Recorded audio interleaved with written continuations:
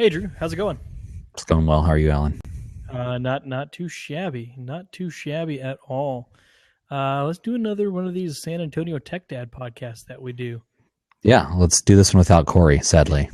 Yeah, it's too bad. I was really hoping that we could have Corey on here again. He's usually here with us, but he's been working second shift, taking care of some business for his team there. So that's he's doing the right thing, but we sure miss him and hope to get to hang out with him again soon.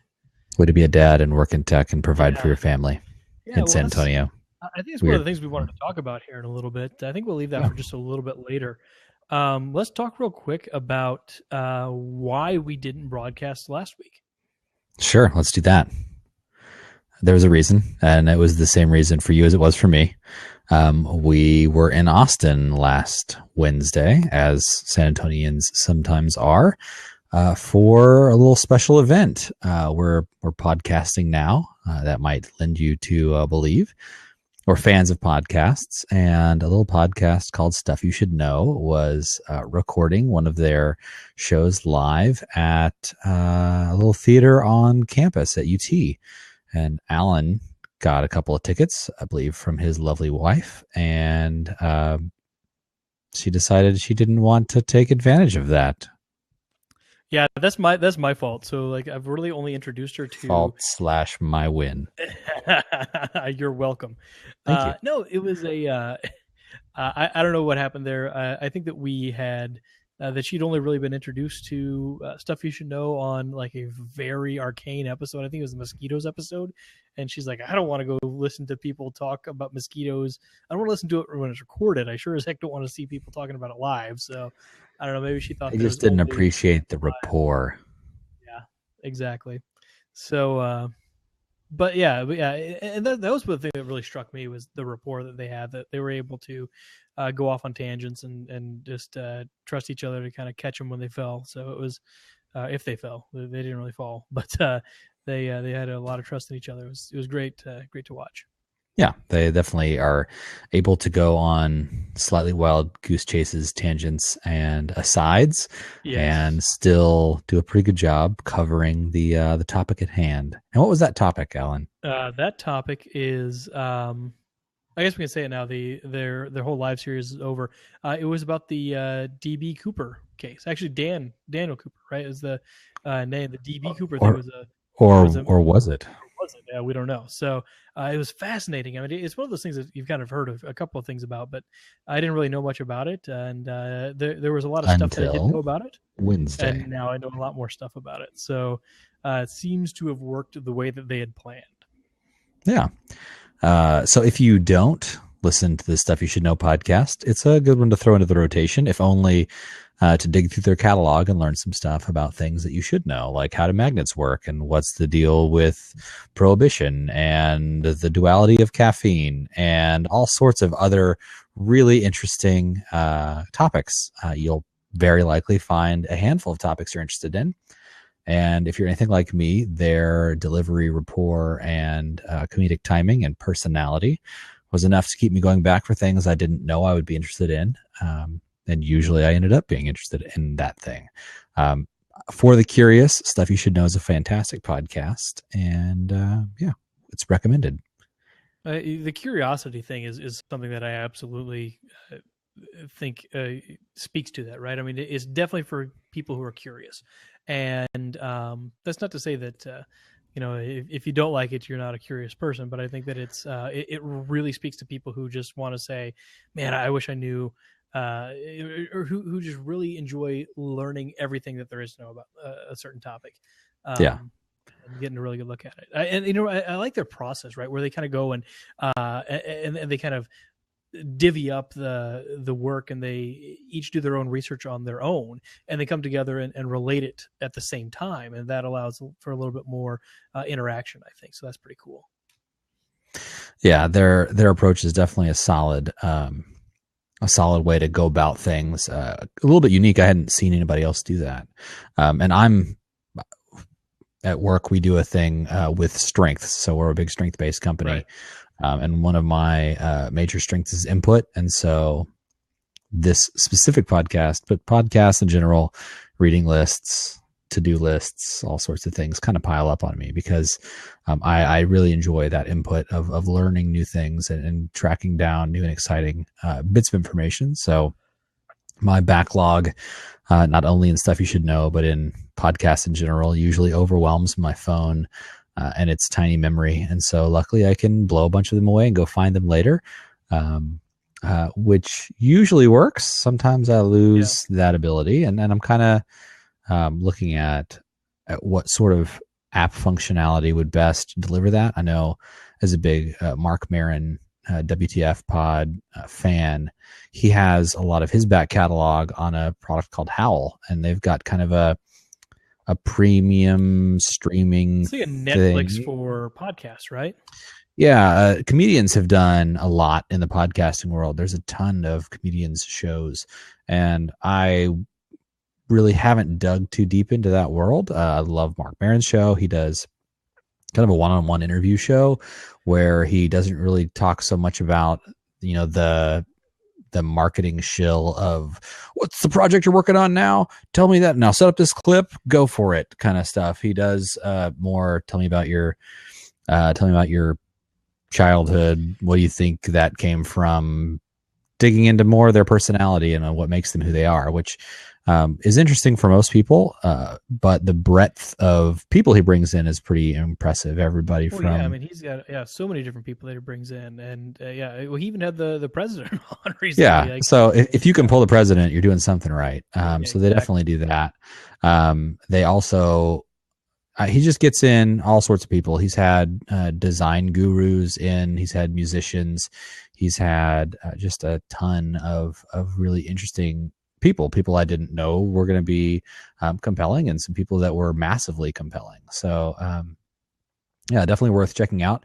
Howl is one of those options that you can use to aggregate podcasts. I used to use the Apple iPhone podcast app.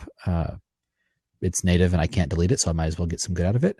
But there are quite a few other tools out there to pull down podcasts. I have a Kindle Fire that I bought for my wife that she's had me set up a couple of different options, and I haven't had feedback from her yet. But I know, Alan, you play around in the Google Play Store a bit. What recommendations do you have? Yeah, Pocket Casts is my podcasting app of choice. It is an amazing application. It's so much fun to discover a new podcast. It's just a beautiful design and it works really well. Got to give a huge shout out to that application. If you're on the Android ecosystem, definitely recommend using Pocket Cast to go to SATechDad.com and grab our RSS feed and subscribe. But so we mentioned stuff you should know, and I think that's one that we can absolutely share with our families. The WTF podcast is really probably slightly not less family friendly because it's rarely abbreviated.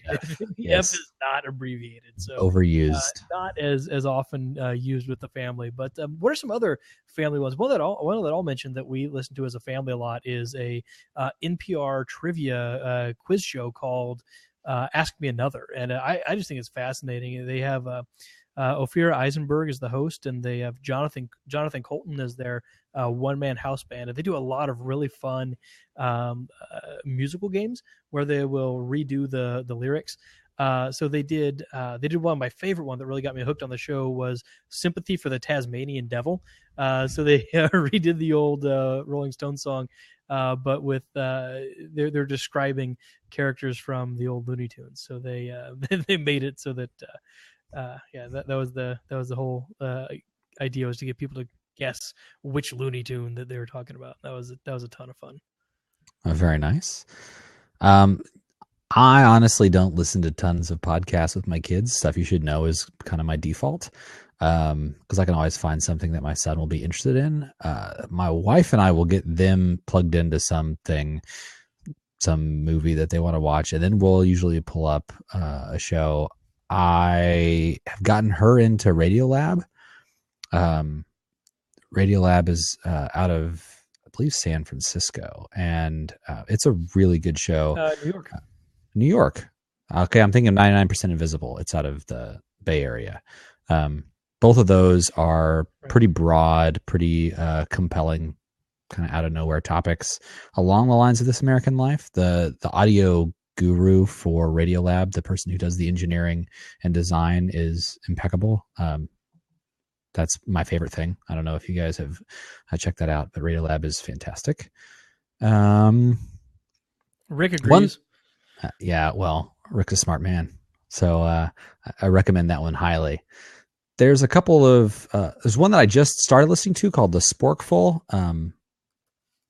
He's kind of a comedian guy, the guy that runs it. I've listened to a couple of episodes, a little on the zany side of things, but he's got some interesting ideas. He's very opinionated. It's for the big tagline is that it's not for foodies, it's for eaters, and so it's a little bit less taking itself seriously while still taking itself very overbearingly seriously in a comedic way. So that's an interesting show that I've not yet decided to land on, but there's quite a few. I had this conversation with you, Alan, before, and I've actually found a couple that are in my backlog. I'd like to see more narrative story type podcasts. I'm a big fan of old time radio, and there's a bunch of shows that I was really into. The Message is the one that's in my catalog that I need to go through. I heard it advertised on the WTF show, and so I put a pin on that one. It's called The Message. Apparently, it's about a message from outer space that people trying to figure out if they missed the boat trying to translate. I haven't gotten into it yet. But I used to listen to things like Suspense and Yours Truly Johnny Dollar and all of these old radio hour type narrative shows where somewhat like some of the asides in Prairie Home Companion, there'll be sound effects and characters, and the audio approach can be really compelling in that way. And I haven't seen anybody do it really well in the podcast world yet. That said, I haven't done a thorough job investigating. So one that I've seen recently, and I got to agree with you. Like I grew up listening to Jack Benny. My father was 30 years older than me, but I swear he was like 60 years older than me. Yeah, so I grew up listening to Jack Benny and Fibber McGee and Molly and all those great shows back in the day. Good old Diggory Odell. He was friendly. all of them. Yeah, so definitely listen to a lot of those shows growing up. But I found one that's just come out recently. It's called The Incomparable Radio Theater. So there's an incomparable podcast network, and it's mostly run by what I would call tech bloggers, right? Tech podcasters. So it's definitely in that vein, but they do a lot of they've gotten a lot of the same people together that make their podcast, and they do this old timey radio theater, and so they end up recording a lot of the sound effects. But it's interesting because they don't have everybody in the same room, so they have to do things like set up a they give somebody the script and then say, hey, you read these lines into a recorder and send us the file, and then we'll put them all together. So the post-production is pretty amazing that they're able to put it all together into one comprehensive thing. So yeah, I think with the technology that's available today, being able to do things like that, being able to cobble together pretty impressive narratives with a really impressive cast and not necessarily have to pull everybody together can really make that really compelling, really feasible. Yeah. Actually, the thing we did on Thursday, the day after Wednesday, as the week's work, was we were at Geekdom in lovely downtown San Antonio, talking with the Techstars people. A lot of I think 10 of the 11 Techstars companies that were in the class of 2016. And there's a lot of audio capture buzz going on in that class, a lot of AV type online sharing components. So I thought that was an interesting aside, and San Antonio being the growing startup and tech place that it is, I thought that'd be I was impressed at how much that had taken off. So it was neat. It was really neat to see all of these really, really intense. All these different great products that are being built, all these companies that are getting built. What was interesting to me is that there were 3 different international companies that were there. Their founding members were from abroad. Mm-hmm. They all want to relocate to San Antonio. These are people who have one of them was it Jumble, I think, which is an email Mm-hmm. encryption protocol or tool. They had started off in Ireland, had moved to Santiago, Chile, Yeah. for a while, and then now they've made their way to San Antonio, and they said, this is where they want to not just set down their own permanent roots, right, for themselves, but they want to grow a business here. That speaks a lot to San Antonio. I'm really excited to see how many more of those companies are going to start to grow up here in San Antonio, and how many of their kids are going to start to grow up here in San Antonio. Yeah. And once you have a good foundation of people who are technically inclined and trying to really push the city in that direction, having kids and raising kids here, I'm really excited to see where that takes the rest of the city, and where that rising tide will lift the boats of San Antonio that aren't necessarily IT focused, because there's plenty that can benefit. I mean, USAA has been the behemoth in town, being Military Town USA. It makes sense because there's a lot of retirees here who have been in the military, have a pension, want to keep working, can really transition from a culture standpoint really easily. But there's really been a growing IT center here. And then there's also a lot of medical growth with the medical center and the health science center. So really, really exciting to see that grow, and hoping that that wave doesn't crest and recede, but continues to build momentum. Yeah, I couldn't agree more. That's I just love seeing it. I love seeing it. It's great for everybody in town, not just the companies that are there. All right, so we got a couple of good podcast recommendations. We got a couple of good technology recommendations there. Drew, I think that you wanted to talk just a little bit about Restaurant Week. Yeah, so last week was Culinaria's Restaurant Week, and that means that there's a set menu of 3 courses. For lunch, it's $15, and for dinner, it's $35. There's another tier of $10 and $25, but there were only 2 or 3, a pretty small group of restaurants that were in that group. But the bulk of the companies that were putting their best foot forward were in that 15 for lunch, 35 for dinner range.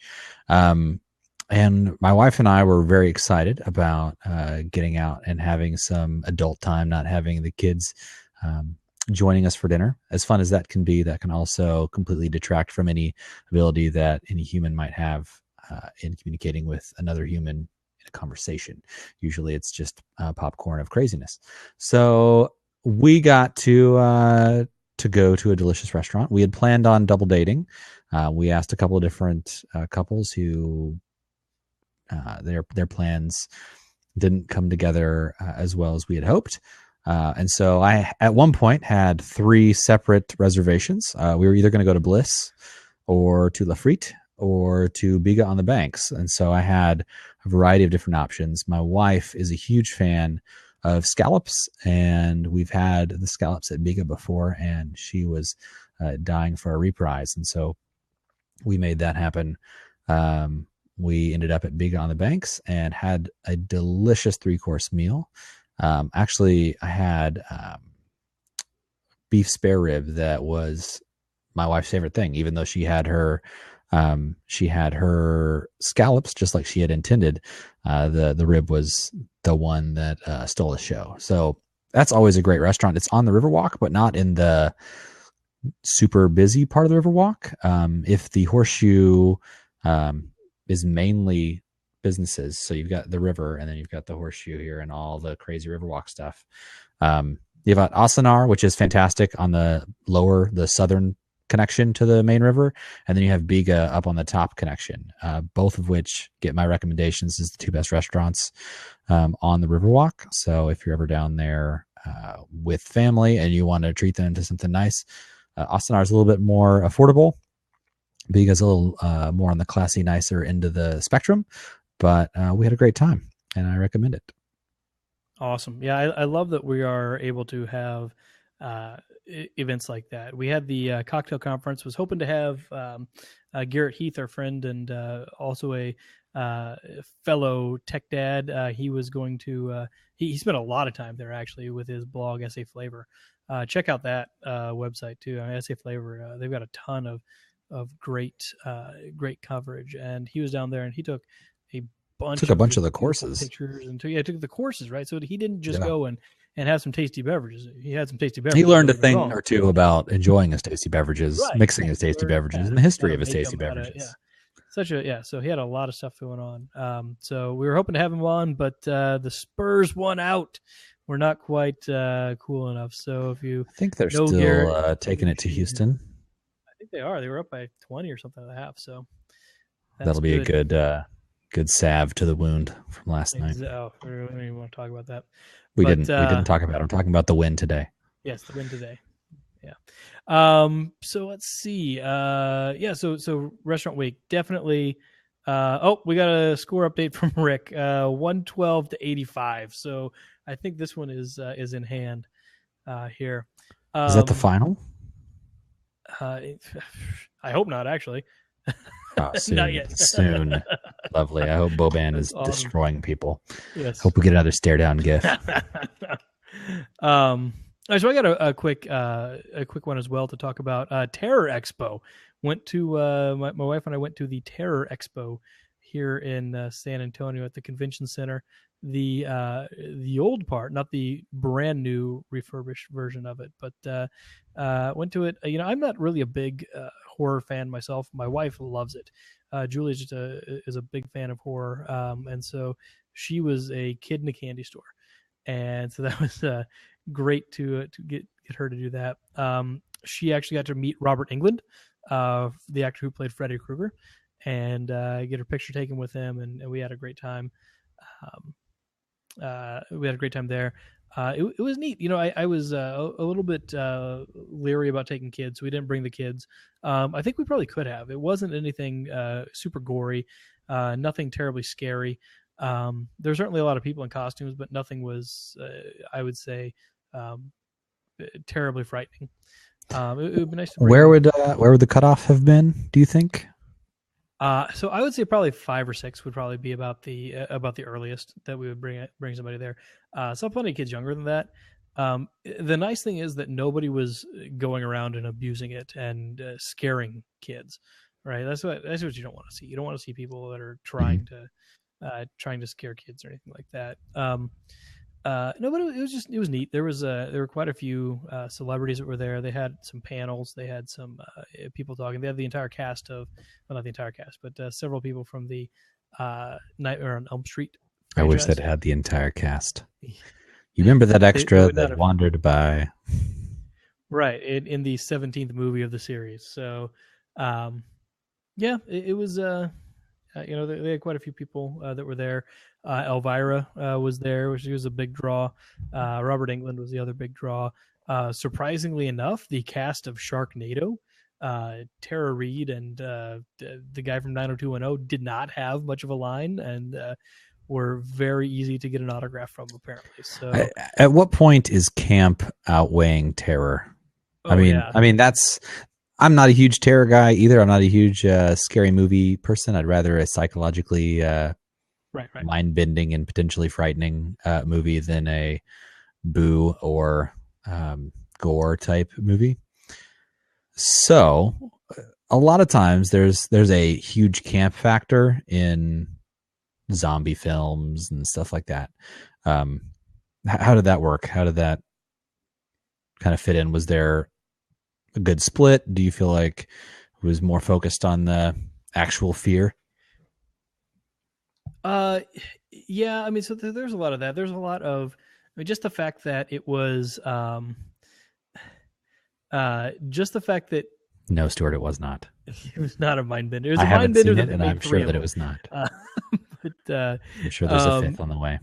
They're going to skip for. there were a few of those. I mean, when you look at a series, I hate to keep bringing up Nightmare on Elm Street, but I mean, there's been 13 of them or however many there have been. Right. Like some of them are definitely more psychologically attuned, right? They're really looking more into the fear, and they're looking more into the I don't know what I'm trying to say here, but they try to look more at the Prey on your idea imagination of and not right, and tip their that's the thing. hand It's with like, gore or surprises. yeah, and so and that's really my thing. It's like it's the gory slasher stuff that I really don't care for, but there's a lot of other fun stuff. Yeah, but there was it was really more tuned toward, well, it's kind of, everything's kind of overlapping, right? So there's a lot of Walking Dead, which I guess does kind of fit into that terror horror kind of thing, but like zombies at this point are almost their own genre, so don't know how that's supposed to go, but yeah, that was neat. I'd recommend it to anybody that that is a terror fan or loves somebody who is a terror fan. So is that where all of the spirit shops send all of their stuff when it's not the week before Halloween? That is exactly what it is. It is. There's a lot of costumes available. There are all of their unused gear goes to. Yeah, lots and lots of interesting things that were for sale there. A lot of artists. That was the other thing too. There were so many great artists that were there. I was actually looking for a buddy of mine that I used to work with up in Kansas City. He lives here as well. He's actually from here originally, but his name's Lynn Hernandez. He is just a brilliant artist, and he does tattoos now. Does a lot of character art, airbrush art, but he does a lot of stuff in the horror vein. And he's got a couple of just beautiful tattoos that he's done that are almost photorealistic of Leatherface, of a couple of different horror icons. And I was really hoping to see him there, but I don't know if he had a booth set up or not. I didn't see him, at least, so I was hoping to see him there. But yeah, lots of great artwork. Like if you were a fan of horror art, this is definitely the place to go. Cool. All right. And then here's another question. One more question, I guess, for us. When you travel and it takes you away from kids, how do you do that? Well, I have been getting a book for my kids whenever I go somewhere new. And that way I can like FaceTime and read them this book. That's been a good way for me to have kind of a touchstone of, oh yeah, that's the book that I got for you when I was in London. That's the book that I got for you when I was in San Fran. That's the book, whenever I go somewhere. It gives me something that I can use to connect with them. And then it's kind of a memory from that. For work, I travel to San Francisco enough that they know what they want from there. So I have a set of requirements. If I don't come back with sourdough, I've failed my family.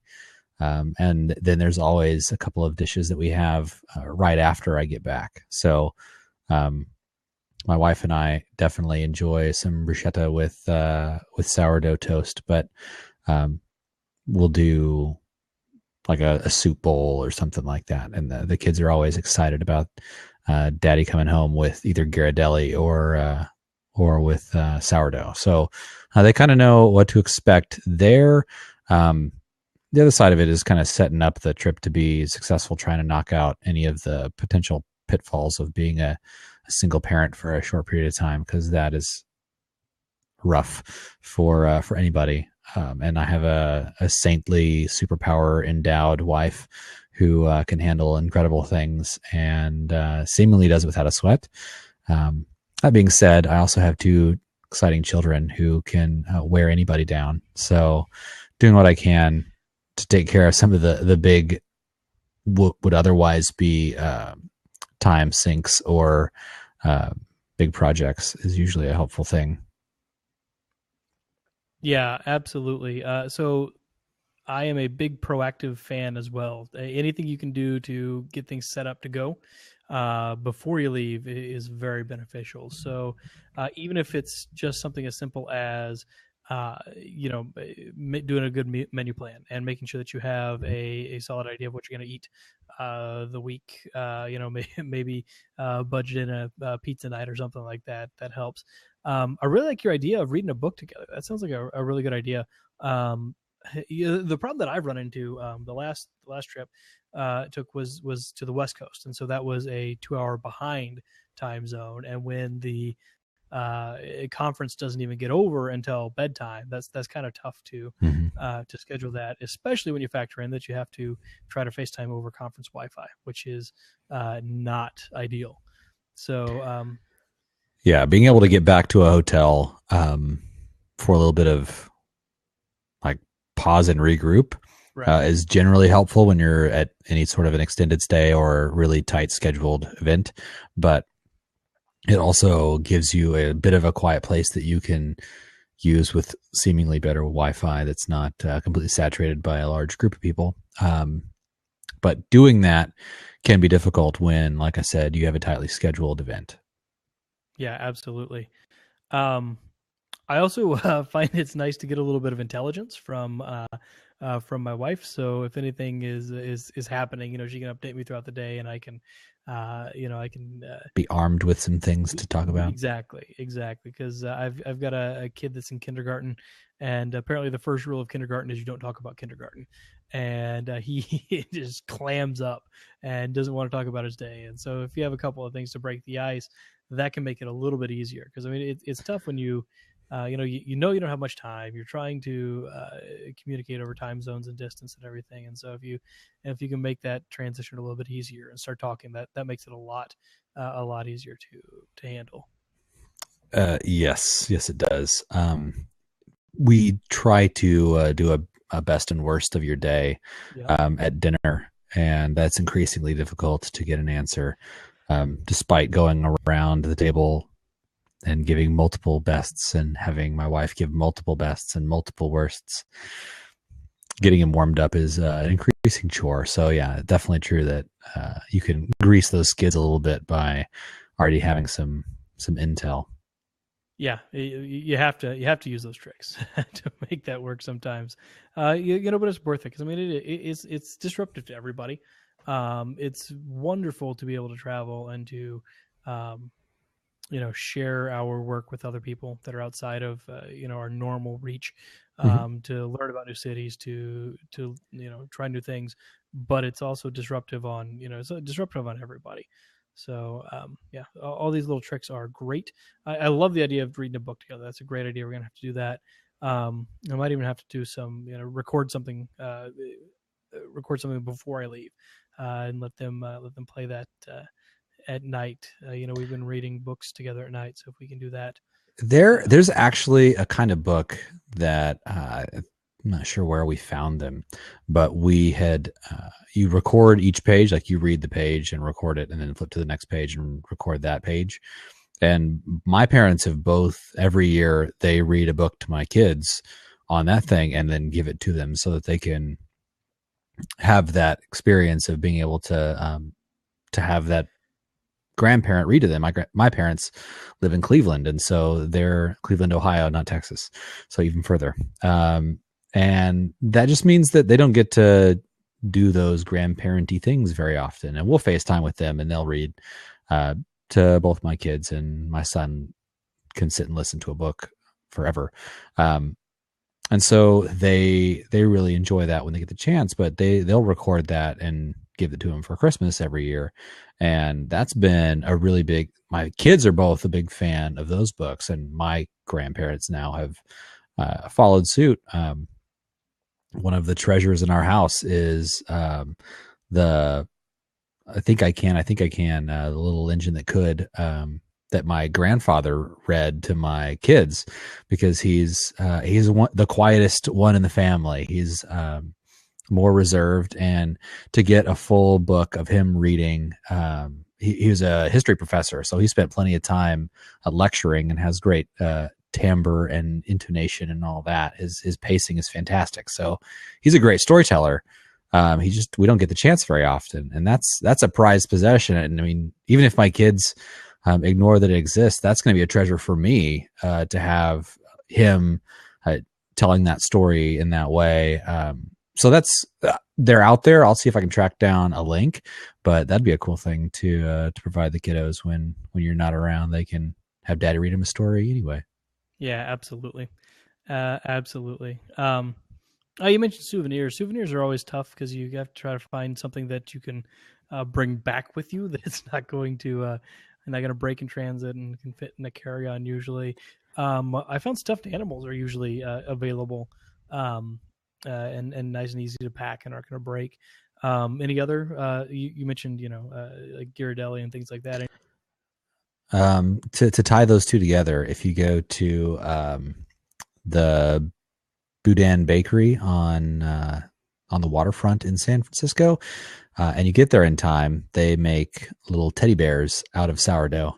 And so I've done that. And as soon as they get home, the prized possession is the eyes and nose because they're made out of raisins.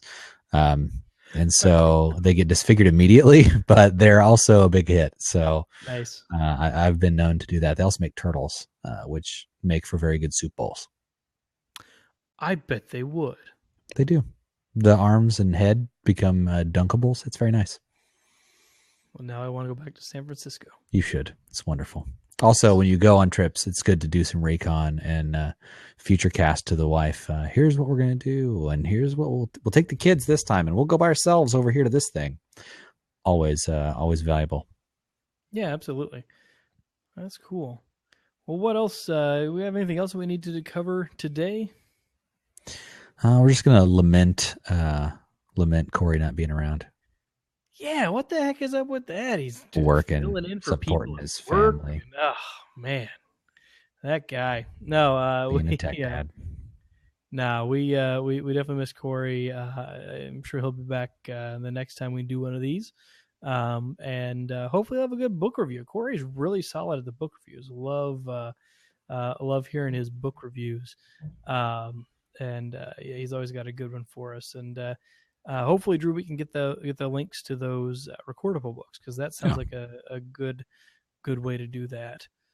Good. All right. Yeah, on the reading to my kid front, we're all the way to where Gandalf reappears in the Two Towers, so he's locked in.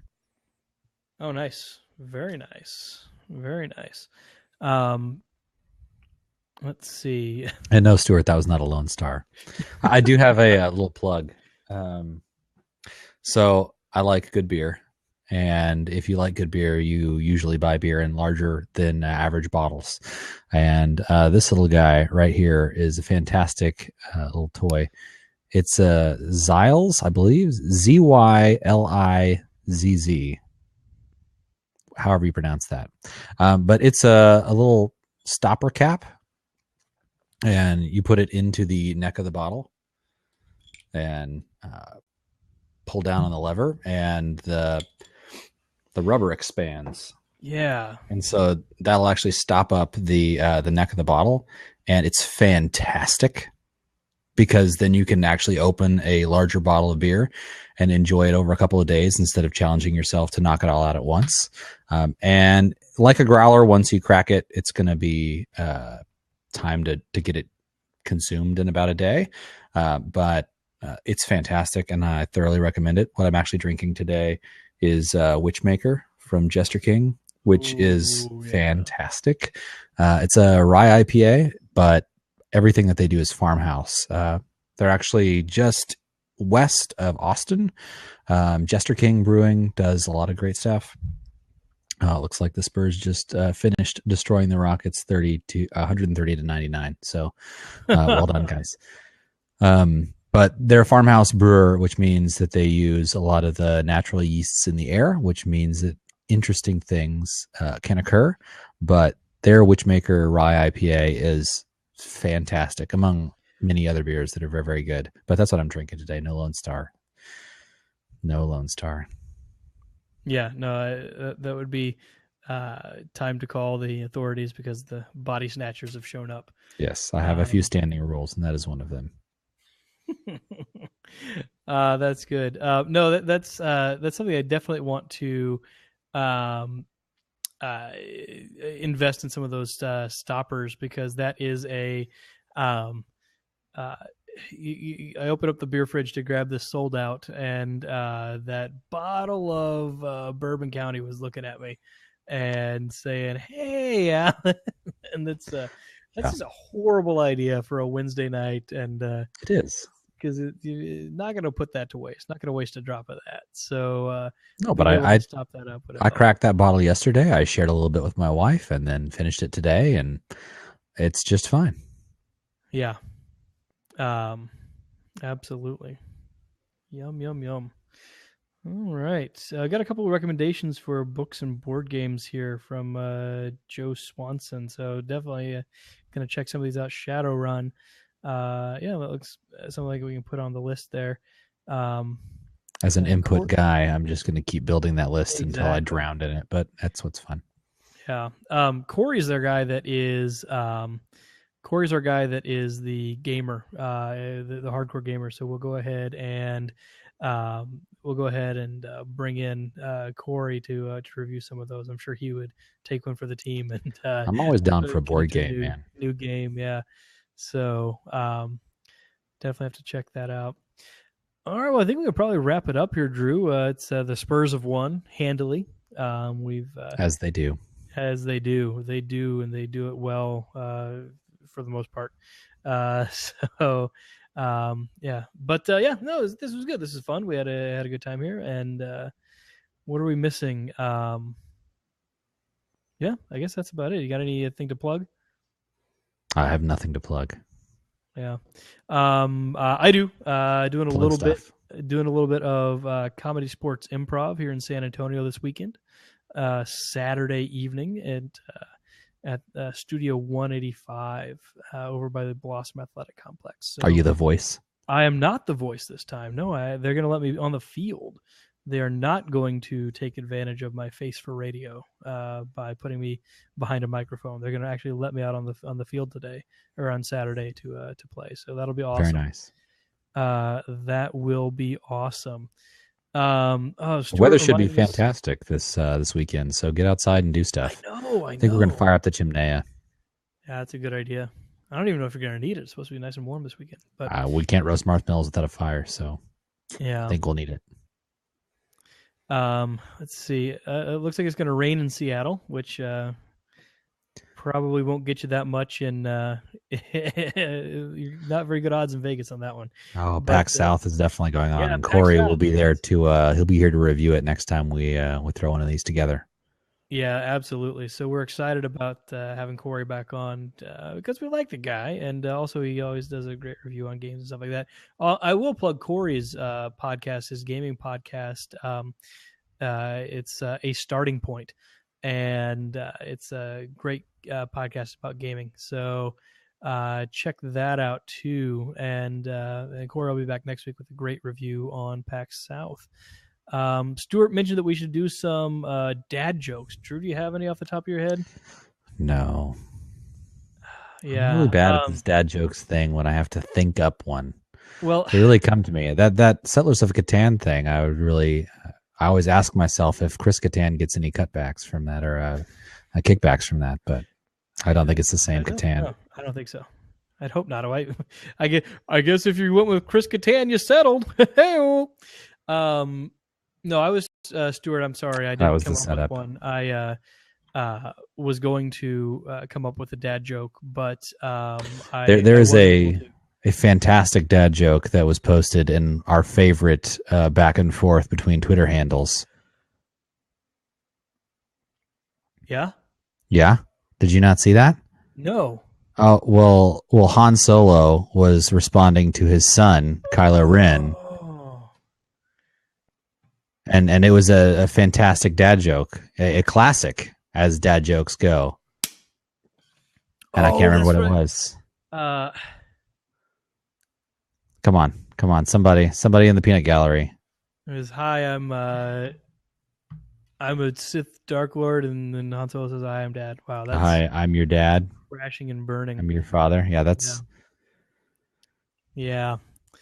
No, I was gonna tell Stuart a dad joke, but I got distracted on the way home from work because there was a fire. There was a circus on the side of the road, and there was a fire.